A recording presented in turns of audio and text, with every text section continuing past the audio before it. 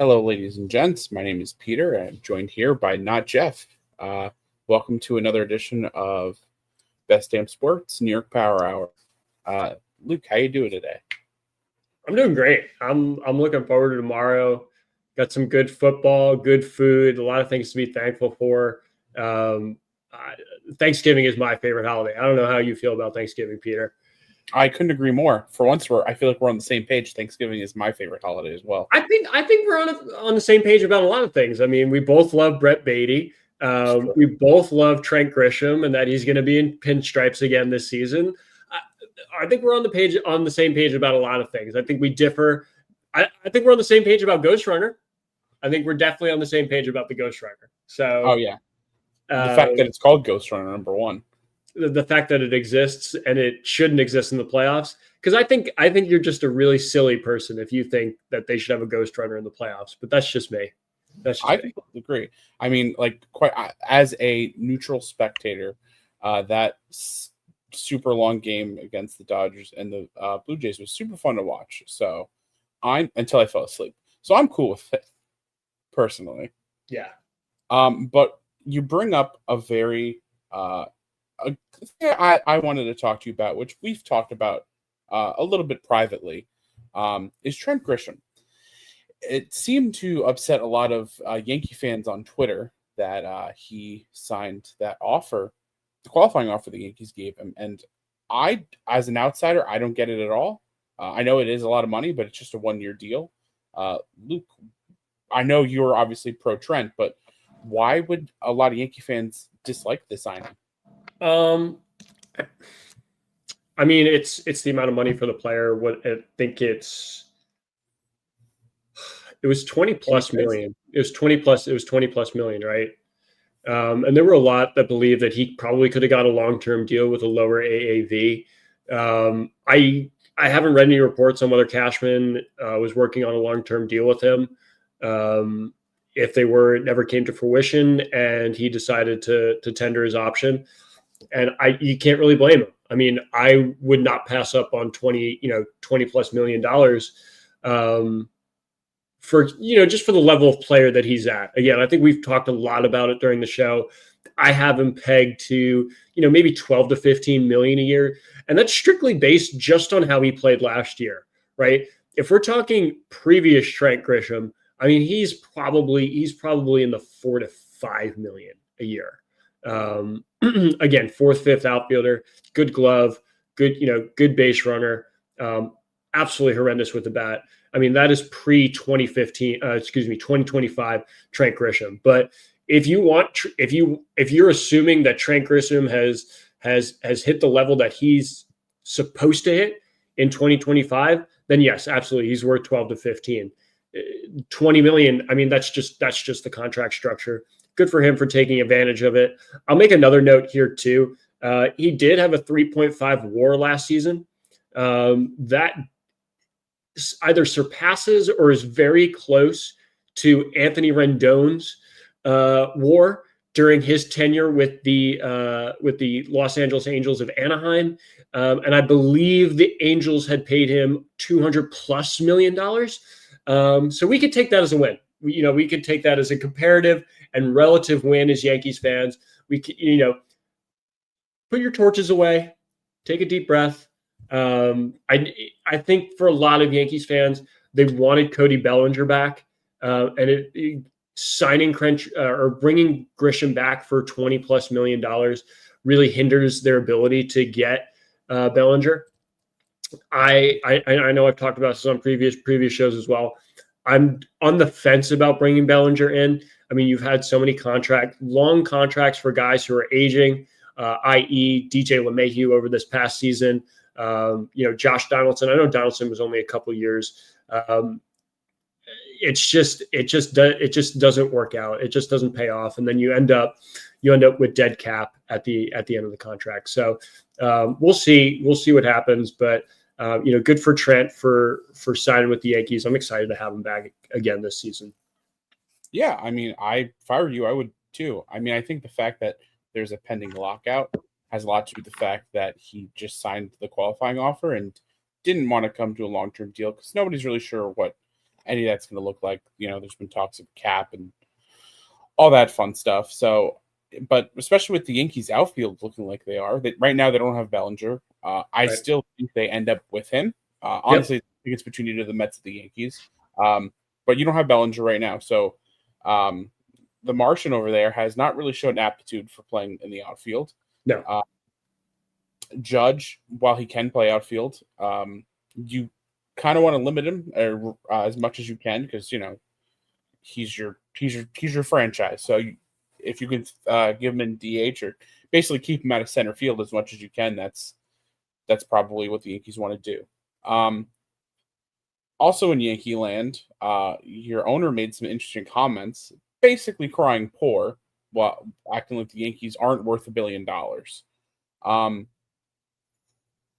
I say this as a Mets fan, as somebody that, has new money now with Steve Cohen. Like, nobody feels sorry for you. Like, the Mets obviously failed expectations horribly, and nobody's like, "Oh, it's the Mets. They tried." They're like, "Haha, their payroll's super high. Like, you're like, you suck."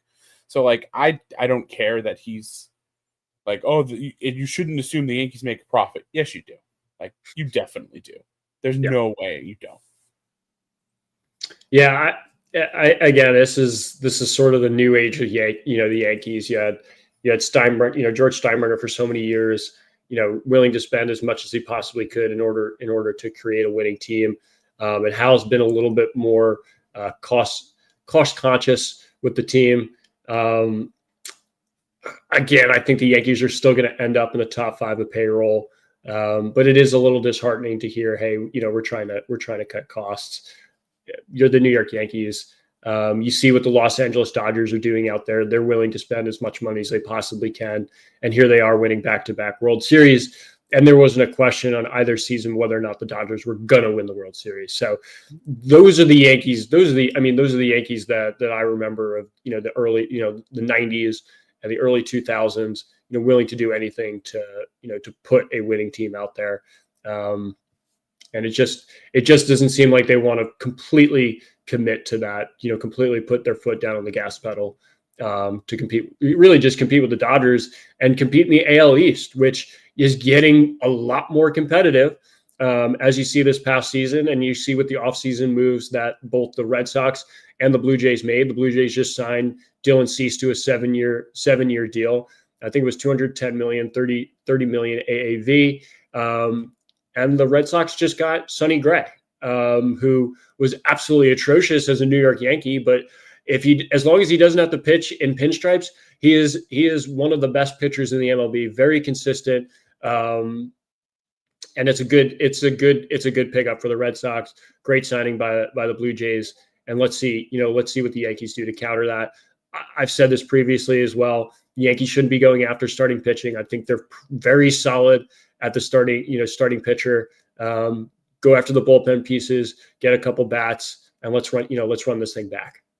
Yeah, I mean, I agree with you. I like the Yankees starting pitching this year a lot. You can only assume Cam Schittler is going to continue his growth that he showed this year. You're getting back your golden boy Cole. Granted, I don't believe. Is he going to start right away? No, it's going to be middle of the season. This time around, you'll have again. This is all barring injury. You'll have Max Fried. You'll have Rodon. You'll have Schlittler. You'll have Luis Gil for the full season, and then you'll also have Warren as well. So yeah, that's a solid 5. The Yankees also. This is sort of kind of. The lower end of news, but the Yankees did tender Ryan Yarbrough. So Ryan Yarbrough will come back. Very good middle reliever for them. Good spot starter. So that gives them a little bit more depth as well. Yeah. Well, listen, if there's anything that last year's Mets can tell you, there's no such thing as too much depth in pitching. So get all the guys you can. Yeah. Especially with, you mentioned the bullpen. Unfortunately for both of our teams, there's really only one, I guess, big fish in that pond as far as the bullpen go, and Edwin Diaz. Obviously, we both also have 2 ex-Mets players in that free agency class that we have very bad feelings of. Brian Helsley for me and Devin Williams for you. Right. So, it's gonna be interesting. Honestly, I could see the Mets actually signing Devin Williams. Obviously, they have that connection with Stearns and him and Milwaukee. Yep. I hope that's with Diaz, but we'll see what happens. So, yeah, I think everyone's saying Edwin Diaz to the Dodgers, but I think the Dodgers are always connected to the big ticket free agents. But man, that would absolutely be a gut punch to everyone in the NL if Edwin Diaz went to the Dodgers. Absolutely, and as a Mets fan, I can confidently say that while Pete emotionally, if he doesn't resign, would hurt more, I think to the team itself, it would hurt more to lose Edwin. Yeah, I totally agree. Especially with just how bad the starting pitching was, or not the starting pitching, the bullpen was at certain times of the year, and he was the anchor for the bullpen, and now he's not going to be coming back. It can be a huge gut punch, very disheartening for the team if he's not returning. So I'm hoping that Stearns and Cohen are doing the best to get Diaz to stay. You and me both, my friend.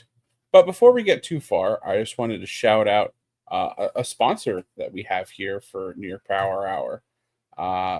We have Encase cards, custom cards. You can put your family, friends on them, make fun little mementos for you and your family. If you use code NYPH, you get 20% off. It is in the comments for you. If you want to take a look, again, 20% off using code NYPH. So thank you to our first sponsor. Second sponsor if you count James Dolan, but first official. No, first official sponsor. I mean, we shot for Optimum. They shot us down, but we were gracious enough to have Encase Cards sponsor us today. Very excited for the partnership. And please use their site and use code NYPH, short for New York Power Hour, and get 20% off. So very excited to have our first sponsor. And Peter, I mean, I think we're still on the baseball talk here. We've talked a lot about the Yankees. Let's talk about the Mets. Let's talk about the Mets right now. And for me, they made a very interesting move this week. And I'm curious what your thoughts are on it. They trade Brandon Nimmo for Marcus Semien. What are the thoughts on acquiring a 35-year-old second baseman and giving away your 31-year-old outfielder? So, honestly, very mixed feelings. Personally, I hate it because I love Brandon Nimmo. Us Mets fans don't have many lifelong Mets to really hold on to, and you kind of hoped when Nimmo signed that extension that you would have another one in that very short list to add to. I do think it has the potential to be a very smart move. I say potential being, who do you sign in the outfield now? If you don't add anybody, I hate it. It's terrible. You already have a cornucopia of infielders, and you kind of just added one more to that pile. But if you add one of these, Bellinger, I feel less great about that, but he is a solid piece and has high defensive upside, which David Stearns cares about a lot. Tucker's also available. The Padres are in the process of selling the team, so they might want to cut Tatis's contract off the books. So they might be looking to move him. So it depends who they get to replace him, if anybody. Obviously, the Mets have a very young and exciting outfielder, Carson Bench, but outfielders, prospects are lottery tickets. You can assume they're going to be great, but you don't know until they go out there. I've seen way more Mets prospects fail than hit. So, obviously, Simmons' defense is top tier. Great.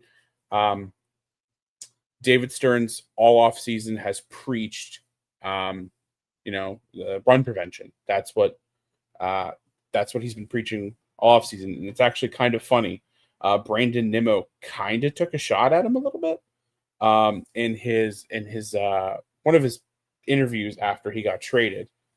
He said the pitching is really the first thing that you need to have. Some guys like to call it run prevention. When you combine the pitching with the defense, what I saw was that is already there. So he's already taken shots at David Stearns, and I get it. He's obviously not super thrilled. Um, he did have a no trade clause, but in the conversations he had with David Stearns, he asked, "Is the only thing holding him to trade me?"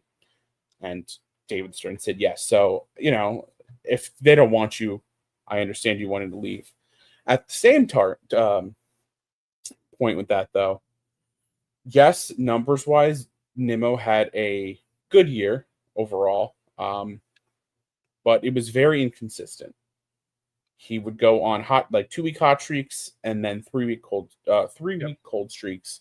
And his biggest defensively, he was turning into a liability.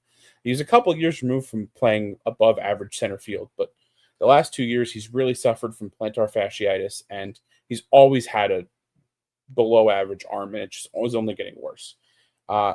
He seemed to really just not even be able to get cut off routine balls that were, that weren't even hit that hard to him. So it was becoming more apparent that, and David Stearns even said this to him, and we know because Nimmo said it, if he was going to stay, he would be playing DH a lot more. So again, if the Mets sign an outfielder to replace him, I think it's a great trade. If they just kind of stick with the status quo, because it's not like their outfield's looking great outside of Juan Soto. I don't feel excited about Tyrone Taylor being my everyday starting center fielder. So if they add somebody, great. If they don't, what the hell are we doing? All right, so a couple questions for me. Let's start with the most important one.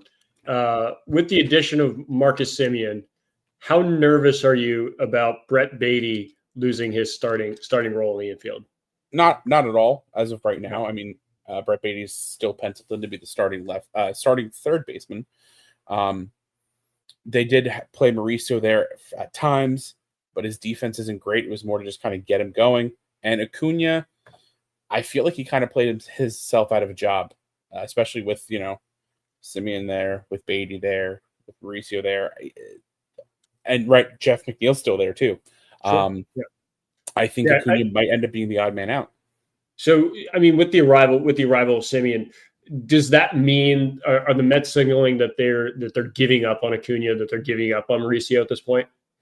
I don't think Mauricio yet, because like we know it's a long season. He just came back from major surgery. This was his first year back from surgery, and it wasn't even a full year. So I don't think they're anywhere close to getting rid of him, Mauricio, yet. Acuna, I guess it's either at this point Jeff or Acuna, and the Mets might want to get rid of Jeff's contract, but also Jeff has a lot of versatility. He was able to play some center field if it was a ground ball pitcher like David Peterson, and he could play an adequate left and right, and obviously he's a great second baseman. So, but for contract wise, I could see them trading. It depends. Yeah, depends how they're looking at it. If it's on the field wise, get rid of Acuna. If it's solely about the money, get rid of McNeil. Yeah.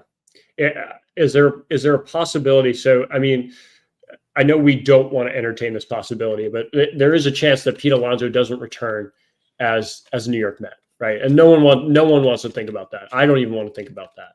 But in that scenario, I mean, can Jeff McNeil play first base? Can Ronnie Mauricio play first base? What are the options at first base if Pete Alonso doesn't return? Well, the obvious answer off the top of my head, and we haven't even talked about him yet, is Mark Vientos. Yep. Unfortunately, he played a little bit of first base, I think like 1 or 2 games during the season, and he looked even worse at first than he did at third, which is shocking. McNeil has played some emergency first base as well. It looks fine. I mean, he's a good defender, so at first base, it's not going to be that difficult for him. But at the same token, it's not even like Pete is a good first baseman either defensively. I do think a lot of that problem is he tries too hard, so he'll go after balls that he has no business going to. It bobbles off of his glove, and the pitcher isn't able to reach the mound in time. our the first basin bag in time. I do think Simeon being there helps out a lot because hopefully if Pete comes back, he can get it through his head. He doesn't need to dive for every ball that's hit to his right side. Simeon's there. Hopefully he can get it. So I'm not when I'm thinking my worries about Pete not coming back, it has nothing to do with the defensive side. It's not like he's good there anyway. Yeah, no, it'll be interesting, and I think we've talked about it a lot throughout the season. I'm currently going through and looking at Mets defensive stats for the season, but I think one of the big problems for the Mets is they were so top heavy as a lineup, and adding Marcus Semien takes away from that top heaviness, right? Because I think Brandon Nimmo was a part of that, 1 through 4, 1 through 5. And now you take Nimmo out, you shorten your top side, but Semien doesn't really give you depth on the back end. I mean, he's been a 230 hitter over the last 2 seasons. So in terms of this move, I mean, are you really trading the defensive prowess of Marcus Semien for his poor play at the plate? Again, you can only assume that this is the first move in in hopefully many this offseason. Again, the Nimmo Semien 1-for-1 we're talking about on the batting, it's not great. Nimmo, again, inconsistent, but did have good numbers. I will say, again, it depends on who they get. It seems like to me, I could see them going after Bellinger, even though I do think he'd be a better fit of the Yankees. While he doesn't have great power, he does pull the ball, and left hitters, there's like a left-handed hitters Citi Field, if you pull it, has like sneaky, it carries pretty well. So I still think he could be in the 25 to 30 home run range if he played at Citi Field. And his versatility. He can play left, he can play center, he can play first base. Some of my concerns with Bellinger overall is his bat speed isn't very good, and he's already 30, and it's usually around 32, 33, 8 years is when that bat speed really takes a dip down. So if I were David Stearns and I had unlimited power, I could do whatever I want, I am trading for Tatis, and I'm trading for his name just escaped me, the center fielder for the White Sox. Please help me. Robert. Yep. Do you have enough capital to pull off both of those trades? You do, but you kind of destroy your farm system, which you've spent so many years to build up. And are both of those players worth it? I don't know. I feel like you can get away with one if you really trust Carson Bench. But in a perfect world, I'm signing both those players, fixing my outfield, and then hopefully the same thing happens with Pete this year that did last year, where his a market for him never really develops, and you're able to get him back on a team-friendly deal. Yeah, I definitely see the scenario where the Mets are getting Luis Robert, natural center fielder, fills the gap that you have with Nimmo. Tatis is interesting, right? I mean, he's an all-world player. He's an athlete. He plays right field right now. You could probably shift him over to center, but he's actually a natural shortstop, which is, kind of the Padres' MO is, we're going to develop these shortstops and then we're just going to have a team full of shortstops. It's just like, it's so funny. Like you look at them a couple of years ago, it was Machado at third base who came up as a shortstop, right? You had Ha-Seong Kim, who was playing shortstop for them. You had Tatis in right field, who came up as a shortstop, and you had Jackson Merrill in center field, who was also a shortstop. So they just had a team of athletes. Do I think Tatis could play center field? Yes. I think right field is a lot more natural for him, obviously, because he's been playing there over the last couple of years. So you kind of have the same issue and the same discussion we had a couple of weeks ago about, Kyle Tucker, right? And Kyle Tucker to the Yankees, to me, does not make any sense. And I don't think Kyle Tucker to the Mets makes a lot of sense either. I agree. I mean, if you still had Brandon Nimmo, maybe. But where do you put him? Right. I mean, do you move Soto over? Do you move Soto over to left field? Right. I don't know. I don't know. But it's like the Yankees and Mets are set in right field, and what's crazy is the best player in free agency is a right fielder, and I would say the second best is a DH, which is totally locked up for the Yankees. So there is no chance the Yankees are going after Kyle Schwarber. But it would be really cool if the Mets went after him. You know, the fact that we have heard not a thing from the Phillies at all kind of scares me a little. Dave Dombrowski, like, he definitely works hard. You know, he's always trying to make trades. So the fact that we haven't heard a thing is kind of crazy. So, like, I know the Mets haven't had any leaks. Like, it's not like anyone heard about the Nimmo trade, any rumblings of it before it happened. So, I don't know. We'll see what happens. The Phillies do have a lot of holes to fill too. Like I believe their catcher, Remuto. Yep. I think he's a free agent too. Yep. So yeah, no, it'll be an interesting offseason for the Phillies. I mean, a ton of starting pitching depth from them, but a huge question mark with Zach Wheeler.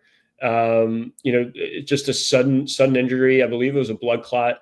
Very serious issue. But still, I mean, still great pitching with Christopher Sanchez, Jesus Luzardo. Great pitching from them, and you still have Bryce Harper. Alec Baum sucks. yeah, he does. Trey Turner. I mean, and you still have Trey Turner at shortstop. So I mean, there are still pieces there for them to compete. But losing Schwarber would be huge for them. It would be a huge game for the Mets. It'd be a huge game for the Mets. If you re-sign Pete, I think this year he's primarily a first baseman. Yeah, but you're definitely signing him. He's going to see a lot of DH. Yeah. So can you re-sign Pete and Schwarber? I don't think, and sign Schwarber. I don't think so. I mean, you could. I mean, I've seen crazier things happen. I mean, you could throw something out. You know, you could throw out a crazy 1-year contract to either of them, right? Preferably Schwarber, right? And say, hey, we'll offer you $40 million. Come play 1 year in New York, right? That would be insane. That would be pretty crazy. That would be pretty crazy. But it definitely builds depth, and it covers that missing piece in the front end of your lineup that you just lost with Brandon Nimmo. Yeah, that more than covers it. Geez, Schwarber's he's a real pain in the ass. So if he played for the Mets, I wouldn't be upset about it. I'll tell you that. Right. But even still, like if Schwarber left Philly, right, and left the NL East completely, as a Mets fan, I take that as a win. As long as he doesn't go to the Dodgers, which is totally plausible because every big ticket free agent is plausible to the Dodgers. As long as he doesn't go to the Dodgers, I take that as a win any day of the week if Schwarber doesn't sign back with the Phillies. Yeah, until he signs with the Red Sox again. Yeah, well, that's not a concern of the Mets fans. That's a concern for Yankees. As for you, yeah, but yeah, I think the Nimmo trade is interesting. I can't define it as a win for the Mets. I have a very difficult time in a bottle looking at it and saying this is a great deal for the Mets. I was just looking at their defensive metrics. Their defense efficiency was pretty low, but you look at the amount of errors that they made. You look at run saves. You look at the ratio of good defensive plays to bad defensive plays. They're in the top half of the league on all that stuff. Mm-hmm.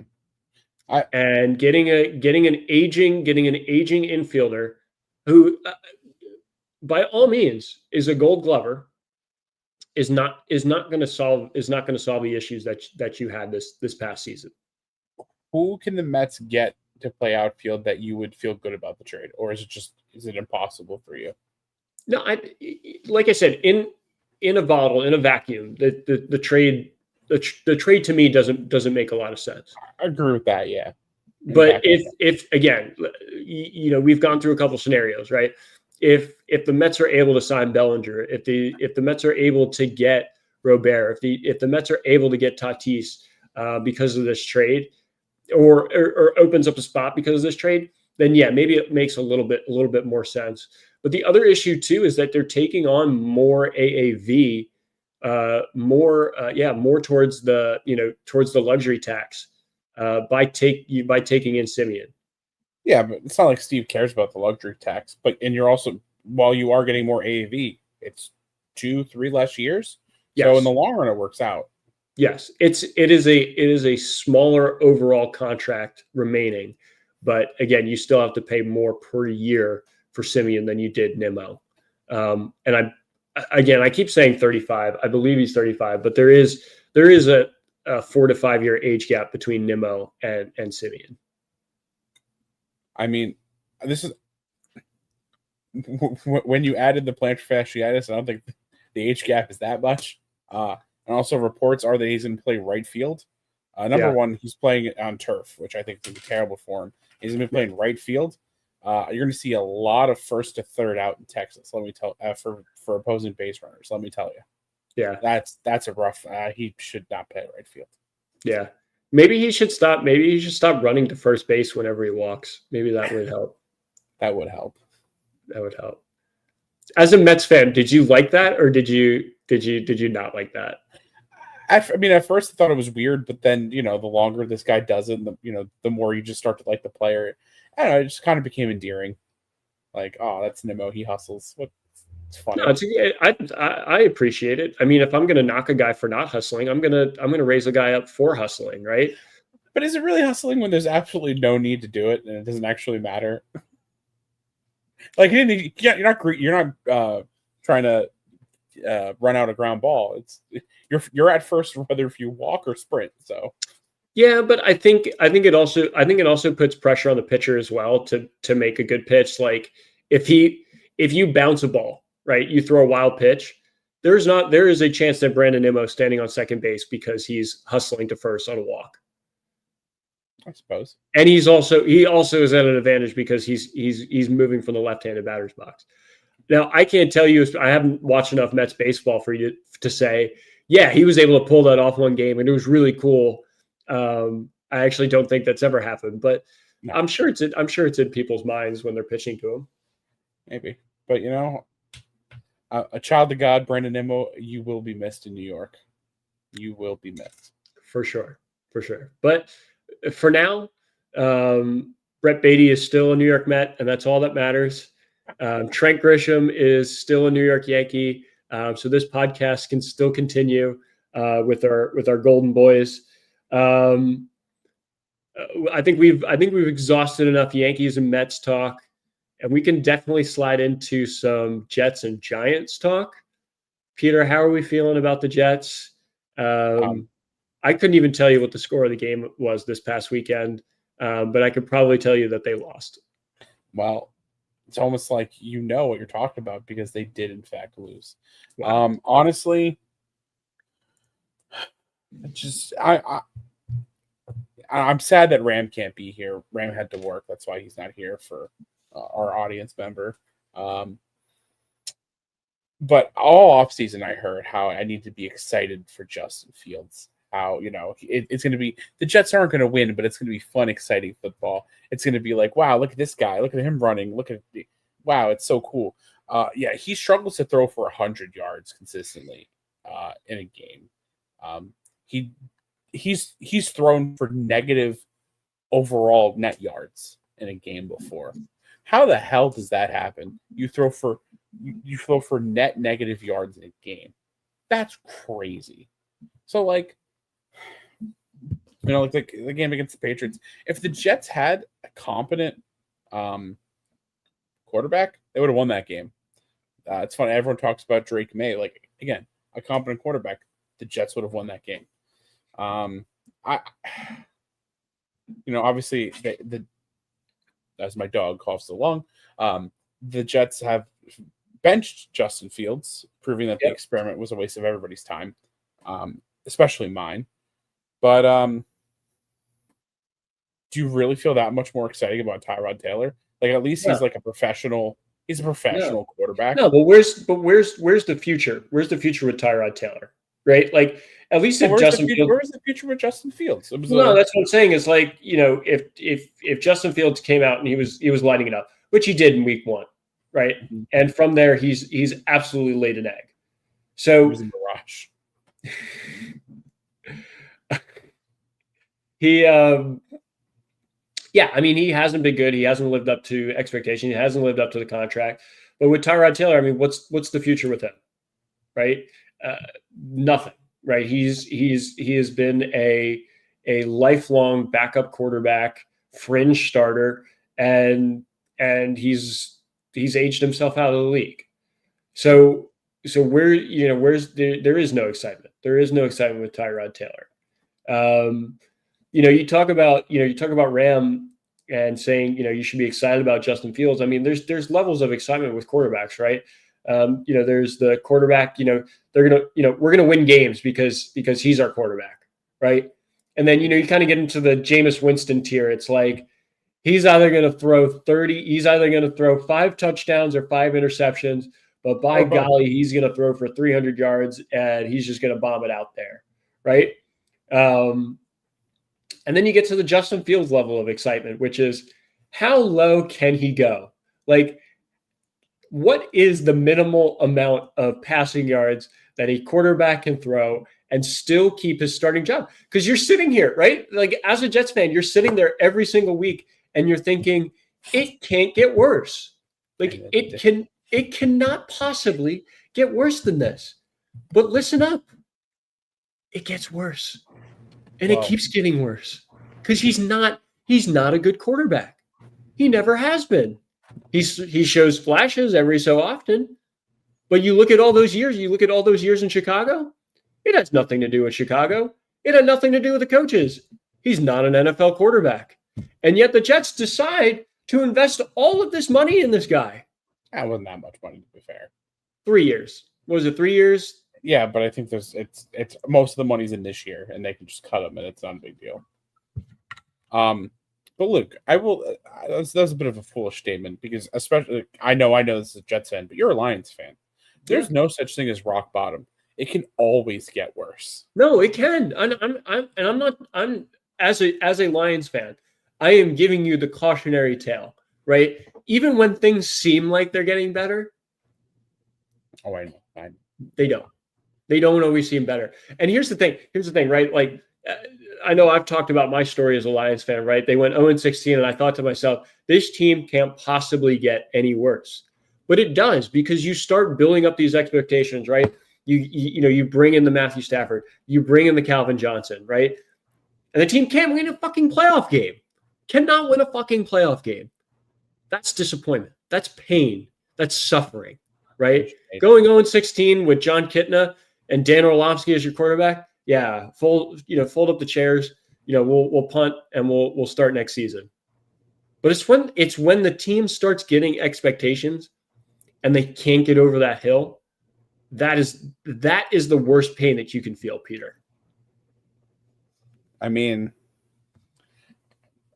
I wish I could tell you. Listen, I don't remember what it feels like to watch a Jets playoff game. I don't remember what it feels like to. You as a Jets fan know what it feels like to have goals and expectations, right? The Jets have goals and expectations. Hindsight is 2020, right? But when you signed Aaron Rodgers, how did you feel? Okay. Granted, we didn't know each other then, so it's not like you can, but I was telling everybody under the moon because Jets fans were going nuts and saying Super Bowl or bust. And I was saying a team that hasn't made the playoffs in, I think it was at that point, 13 years, doesn't have the right to say Super Bowl or bust. Let's make the playoffs first and let's see what happens. And you know what happened? They didn't make the playoffs. He got hurt after 4 plays. Yeah. It was anytime you think it can get bad, it gets worse. So listen, this doom and gloom is not a facade I put on for New York Power Hour. It is a lifestyle. No, it exists. It absolutely exists. I was not. Exists. Yeah, I was excited that we signed Aaron Rodgers, but I wasn't like there's going to be excitement and changes here. I was still like, let's watch it happen before we start making guarantees, Super Bowl or bust. Like, that's crazy that Jets fans were legitimately saying that. I'm absolutely with you. And there were a lot of, and I heard it too. I mean, there were a lot of Jets fans that were like, this is the guy that's going to, bring glory back to this team. We're finally going to get over that hump. We're going to make the playoffs. We're going to win a Super Bowl. The sky's the limit with Aaron Rodgers. And I'm like, y'all need to pump the brakes here. Y'all need to pump the brakes. Do you understand that he just got ousted in Green Bay from Jordan Love, who's never played a down of football in the NFL? You know that the locker room could not stand Aaron Rodgers? And you think that a guy like that is going to take you to the Super Bowl? Tremendous talent. Absolutely tremendous talent. Great teams in Green Bay. One Super Bowl. One Super Bowl, Peter. How in anyone's right mind did they think that Aaron Rodgers was going to take the team to the Super Bowl? Because Woody Johnson is a stupid man. Stupid man. I can't fight with you there. He's got to be doing something right. I mean, he has to be doing some things right. If he owns it. Yeah, I mean, if he's owning an NFL football team, he's got to be doing. Yeah, he did something right. He was born to rich parents that started a company and inherited when they died. That's what he did right. Yeah. There is nothing worse in sports, and this is every sport, because again, we mentioned it before with the difference between Hal and his dad. All of these owners that are shitty owners in sports did not make their money on their own. They inherited it from their parents. So that they don't know how to make money. So these teams that they own are their only way for them to make money. So they run it like a business. And granted, again, you shouldn't always run at a deficit with whatever. I get that. But like, there's times to go for shit. Like there's times where you're like, you know what, we'll go for it this year or for the next like window. And none of these owners, they're playing a game of what's the least amount of money we can spend with and still having a halfway decent team. And still have fans show up. Yeah. I mean, the NFL is really just a captive audience as well. I mean, people are going to show up on Sundays.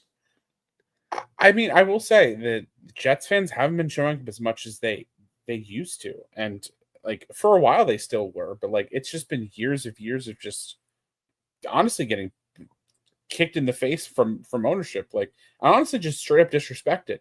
The ticket prices go up every year. The Jets just straight up didn't give a gift to their season ticket holders.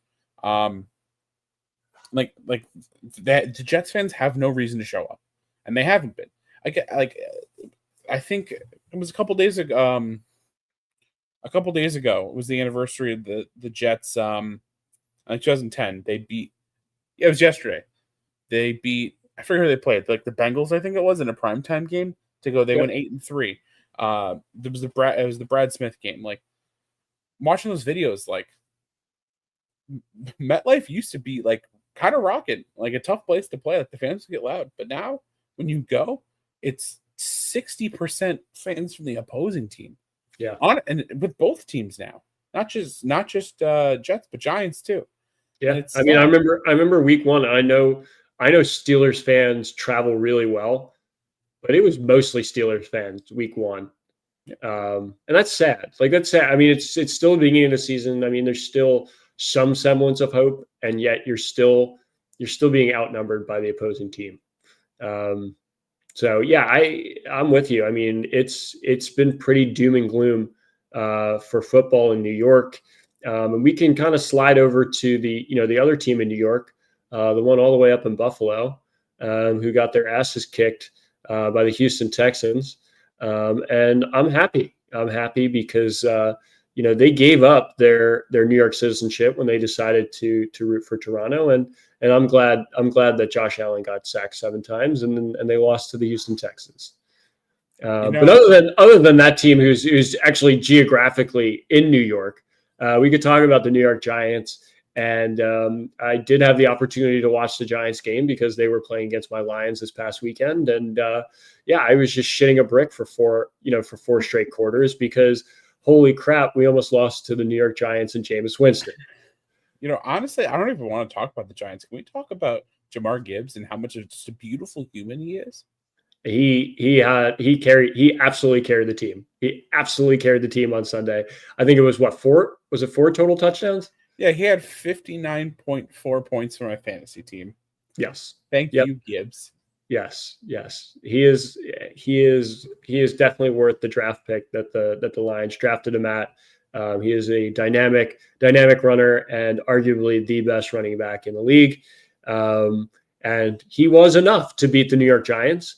It was an overtime win for the Lions. It was a 69-yard touchdown from Jahmyr Gibbs that sealed the deal for the Lions. It was actually the first play from overtime, but it was also a 59-yard field goal from Jake Bates to tie the game with less than 2 minutes to go.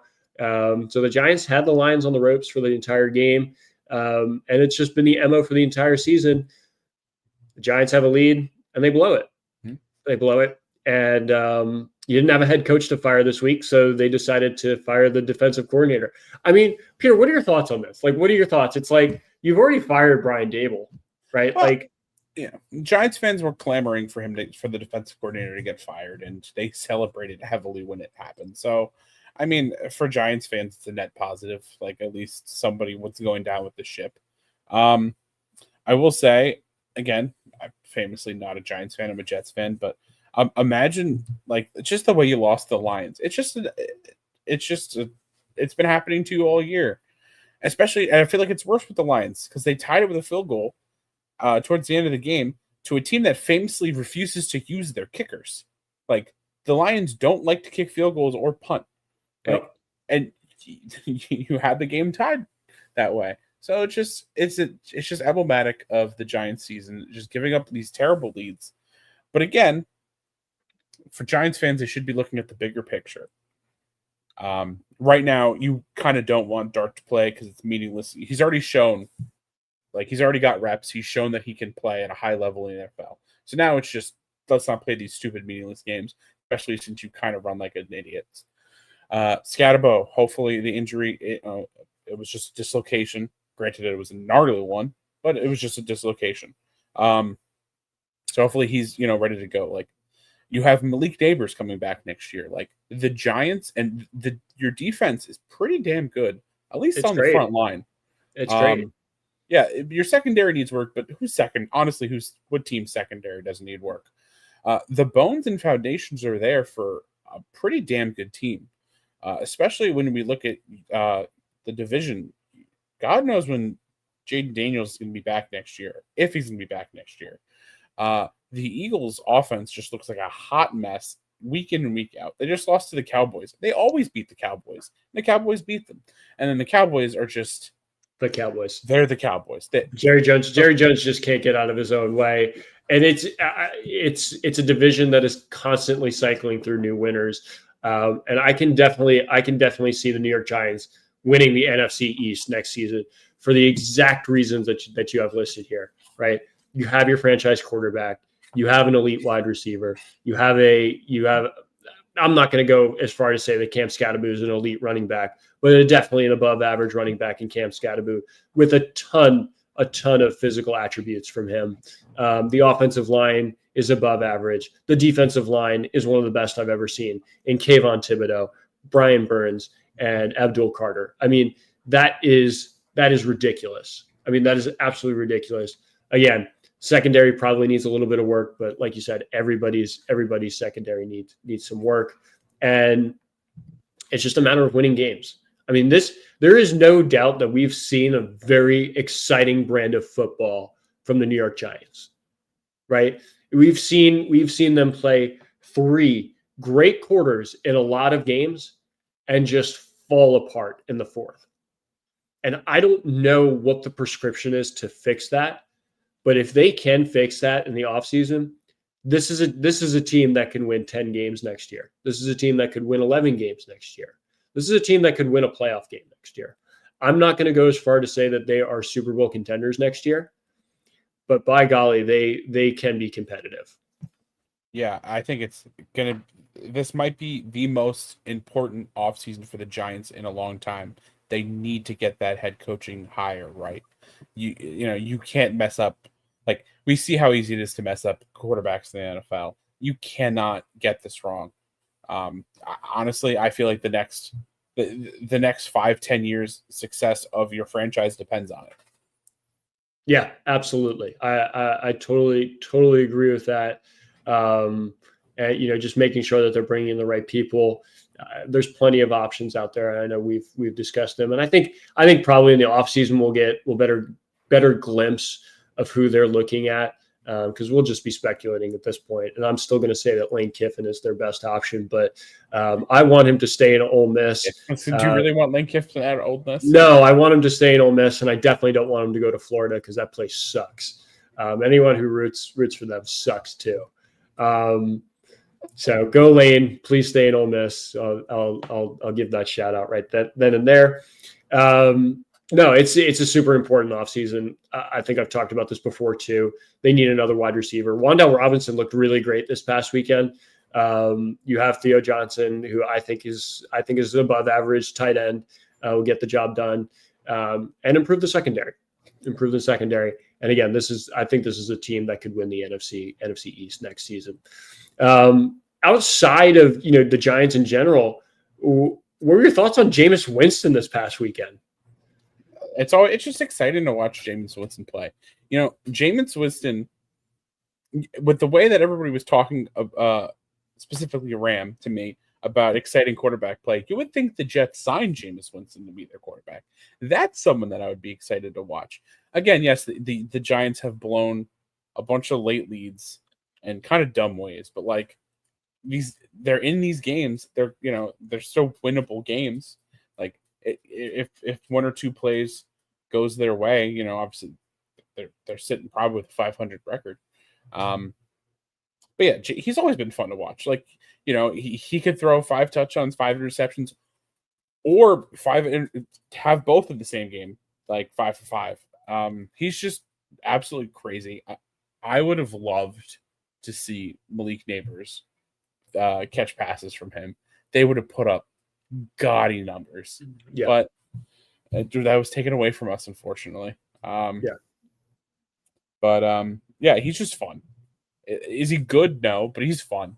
He's fun. Yeah, he's fun to watch. I think he had a couple of passing touchdowns. He had a receiving touchdown too. There were 2 or 3 trick plays from Kafka on Sunday, which was, as a Lions fan, interesting to see, because it's usually, you see the Sunday highlights and it's usually the Lions doing some kind of trickery, and it was a little frustrating sitting and watching a team just blow you up with a couple of different trick plays. So kudos to Kafka too for going out there and being ballsy and putting some trick plays out there. I mean, the guy has nothing to lose, right? Yeah. There's no shot. I mean, there's no shot that the Giants are bringing him in as the head coach next year. Take the opportunity as an audition, maybe for another team. Maybe look at another opportunity as offensive coordinator, or even head coach elsewhere. So kudos to Kafka for putting it all out there, on the line, and doing some cool plays out there. Agreed. Yeah. So I think I've gotten enough depression out of you on the Jets. I think we've talked enough about just the excitement of the New York Giants. Quickly on the Rangers, I mean, after losing 4 in a row, they've won 2 in a row. Blues the other night, Canes tonight, which was I think a really big win for the team. And it's tight. I mean, I know before tonight they were dead last in the Metropolitan, but they were only, I think, 3 or 4 points removed from the top team, which was either the Devils or the Canes. I can't remember. So it's do or die for the Rangers right now. I mean, an unprecedentedly bad start for the Rangers. I know the Rangers usually get off to a very hot start on the season. Very poor start at home, and it's do or die. I mean, you gotta start winning games. You got to start stringing some wins together. Losing 4 in a row does not help, but getting 2 in a row getting back on track is huge. And it's been really great play from Igor Shesterkin. He's been the most consistent piece on the team, and it's more about getting goals in front of them. So great to see that they've won 2 in a row. Peter, anything on the Knicks front? I know Ram is usually our next guy, but I'll defer to you. The Knicks won today in their NBA Cup match, which please don't ask me what that is. I still don't know. They count as regular season games. That's all that matters. 129-101 against the Hornets. They have won 2 road games in a row, which has been kind of a bugaboo for them all year. They're playing very well at home. On the road, not so well. But they have a huge. They're 4th in the East, and they have a huge matchup coming up, I believe, this Friday against the Raptors. It's not this Friday. I lied. Somebody told me they're playing them soon. Apparently, they're dirty liars.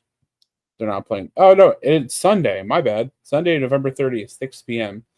Raptors, Knicks. I am very much looking forward to that game. It's going to be at the Garden. The Raptors are second place in the East, so these are the kind of games you want to win to help get that momentum in this early part of the season. Any big time win Mike Brown can get here to help build belief in him, from the players, and really buy in, is going to be huge for this team in the long run. Yeah, the Knicks are the most exciting thing in New York right now. That is not 100% true, sir. There is let's hear it. There's one more thing that's more exciting. I just wanted to say, probably should have said it earlier, but it's fine. Congratulations to Gotham FC for winning their second time in 3 years. They won the league, the women's championship. So congratulations. The last 3 titles in New York have all been from the women's team. You have 2 from Gotham and 1 from the Liberty. I'm not one to yick on someone's yum. So if that they're New York teams, I'm not, that's great. I'm super excited. I watched the game against the Washington Spirit. So I'm all supportive of New York things. I just, can one of my teams win, please? I'm with you there, but big congratulations to Gotham FC for the win. And it just seems like the female athletes of New York are taking care of business, and we're still waiting. We're still waiting for our team. Rose Lavelle is sick, but anyway, she scored the game winner, like she likes to do for the women's national team. So that consistency out of her is cool to see. Yeah. But Luke, tomorrow we're approaching the hour mark. I think we can kind of wrap it up, unless you have anything else. I have nothing really New York related. I could do kind of a pre-final thought, because I know the last segment we want to do, and we can use that one as final thoughts. But New York adjacent, I know I've sort of joked about them as a program, but Seton Hall basketball was 4-0 with their non-conference, and they have now improved to 6-1 with wins against NC State, who was ranked 25th, and Washington State today. So a little bit more prolific opponents, and they went 2-1 in Maui at the Maui Invitational, with the 1 loss to USC, and it was a very close game. I want to say it was 2 or 3 points. So Seton Hall basketball looks pretty good right now. Looks pretty good, and I'm hoping that there's some excitement there, but it's still early, and we'll see once Big East play comes together. You'll still have to face UConn, you'll still have to face St. John's, but very exciting start for Seton Hall. So good job to the Pirates. Yeah, and my final thought is, it's only the day before Thanksgiving. Free agency is nowhere near over, Mets fans. Be patient. We signed Juan Soto in the middle of December. These things take time. Let Stearns cook.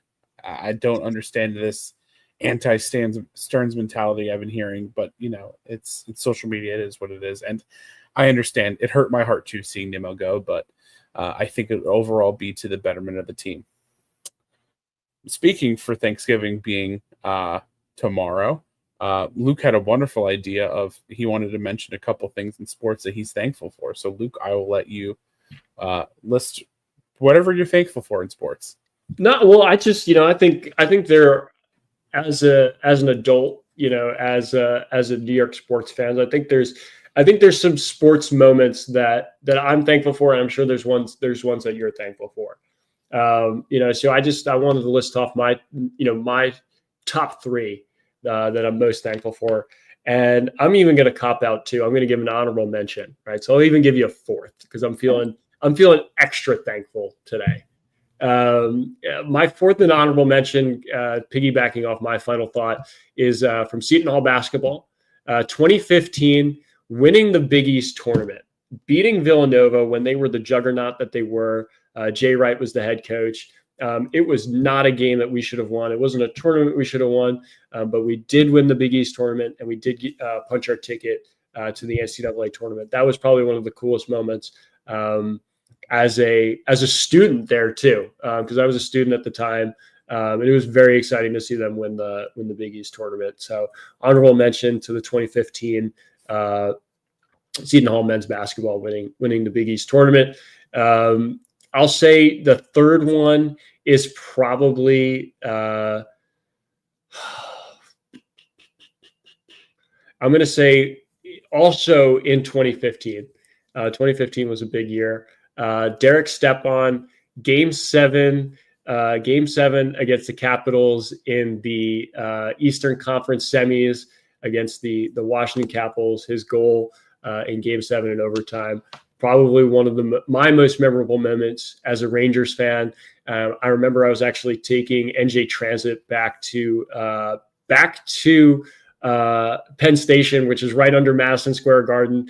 So I actually got to see all the fans flooding out. It was really such a great time. I know it was a team that lost in the Eastern Conference Finals to Tampa Bay, but to beat the Capitals in that fashion was very exciting. Great moment as a Rangers fan. So very thankful for that one. That's number three. Number two is the 2009 New York Yankees winning the World Series. Very thankful for that. I know in my lifetime I've been alive for 4 Yankees World Series, actually 5 Yankees World Series. 96, I was born. Again, 99, 2000, 2001.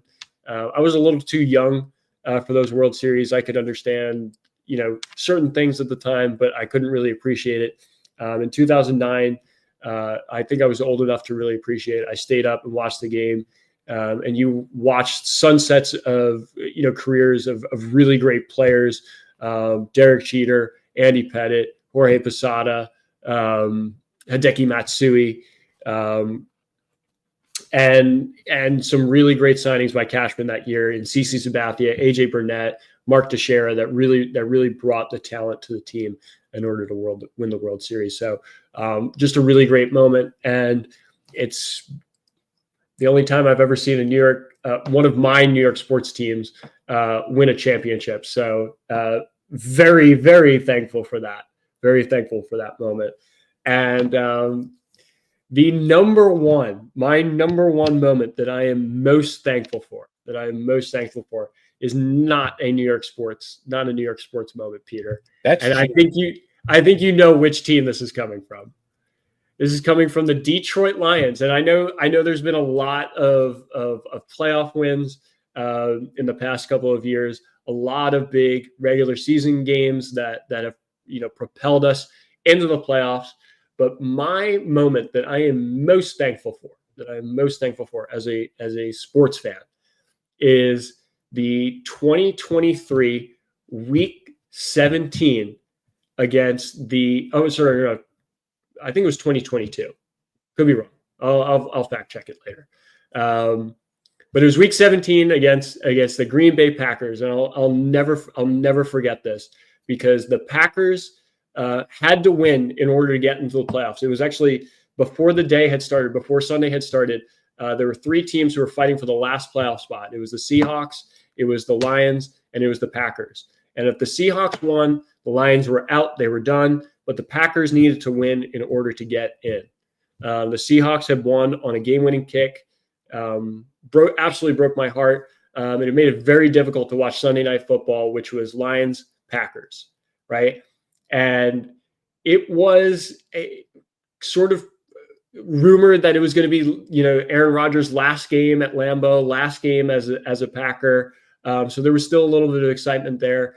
And the Lions got off to a slow start. It was week 18, 2022. Thank you, Sarah. It was week 20. It was 2022, week 18. And Aiden Hutchinson had 2 sacks.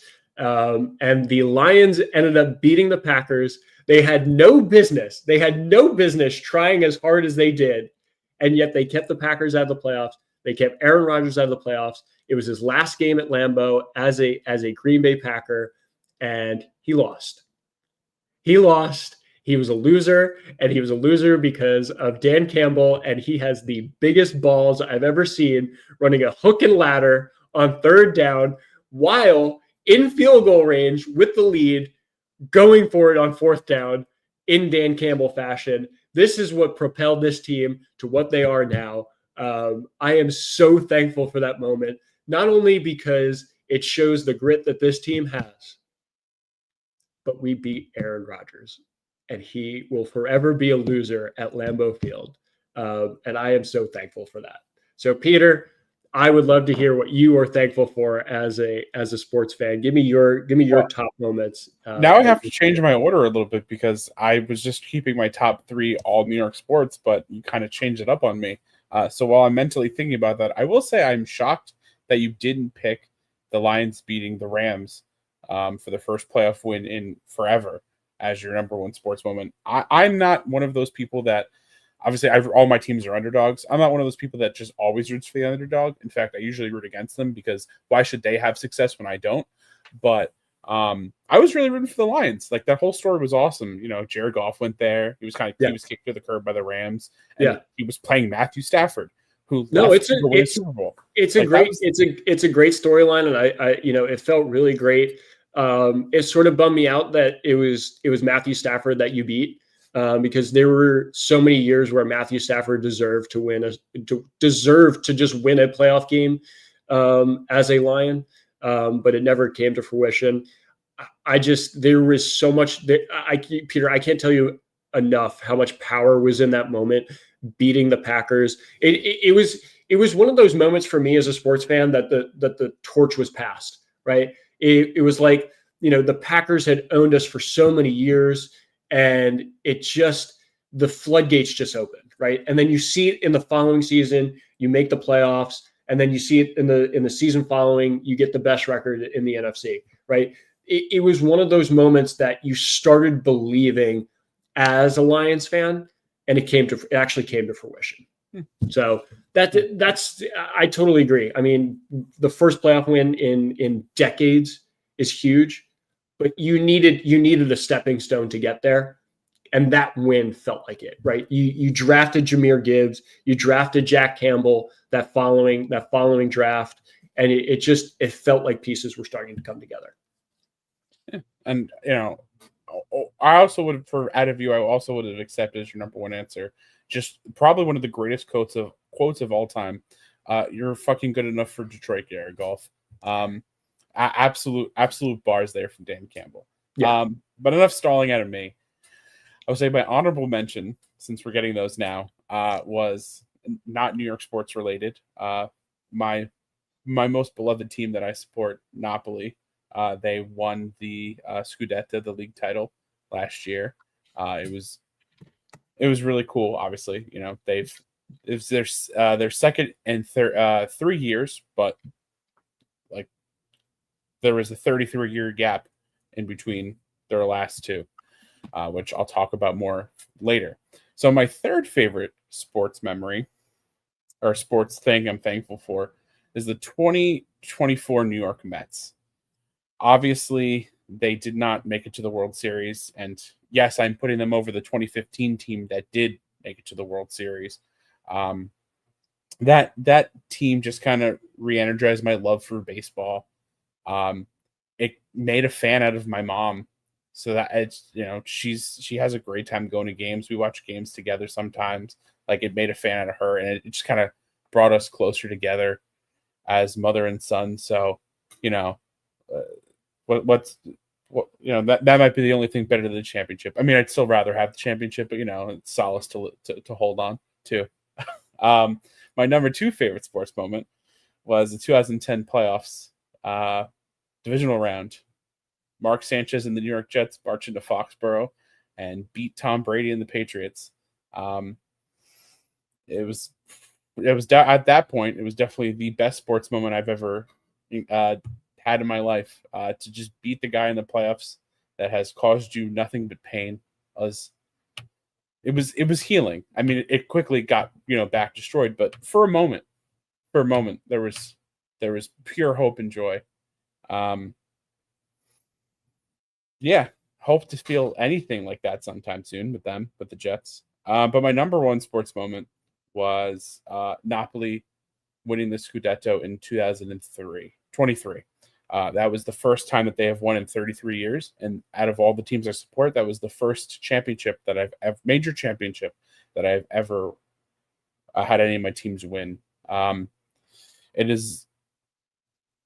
It was really cool being able to watch that with my dad and the fan club that I'm the vice president of. He's from Naples. He was born and raised there. He moved here in 82. So he's been a fan all of his life. He passed that down to me. And it was just really cool, be able to experience that with him, be able to experience my first championship for myself. It's a hell of a feeling. This isn't the time or place to get into all the geopolitical bullshit with Italy and the North versus the South, but the first time they won in 33 years since Diego Maradona played for them was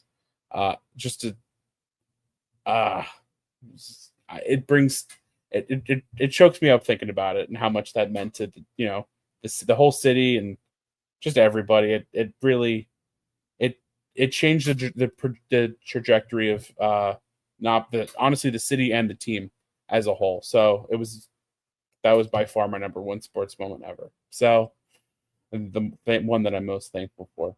So, Luke, any other last thoughts before we head on out of here? No, I'll close this out, and before I close this out, I want to give a shout out to our co-host and friend Ram. He's going to be MC and host of the Ground Level Fall Brawl this Saturday, where all money raised goes towards the relief of Palestinian children and MMA/Jiu-Jitsu scholarship for kids. If you've seen his tweets, if you follow him, please retweet it. And if you're in the area, feel free to drop by and support our friend Ram. He's not only a wonderful podcast partner, I'm sure he is a phenomenal host and MC. He's got a great voice and he has a great presence. So if you're in the area, please go check it out and support our friend Ram. Outside of that, outside of just my sports memories, I am gratefully thankful for anyone out there who's watching tonight. I'm thankful for anyone who's watched previously. I'm thankful for Peter. I'm thankful for Ram. I'm thankful for Ash. I'm very much looking forward to this Thanksgiving and chowing down on some turkey. I hope you all have a wonderful Thanksgiving. Thank you all for watching, and please subscribe. Please keep watching, and we'll catch you all next week on the New York Power Hour. Thank you all. See you.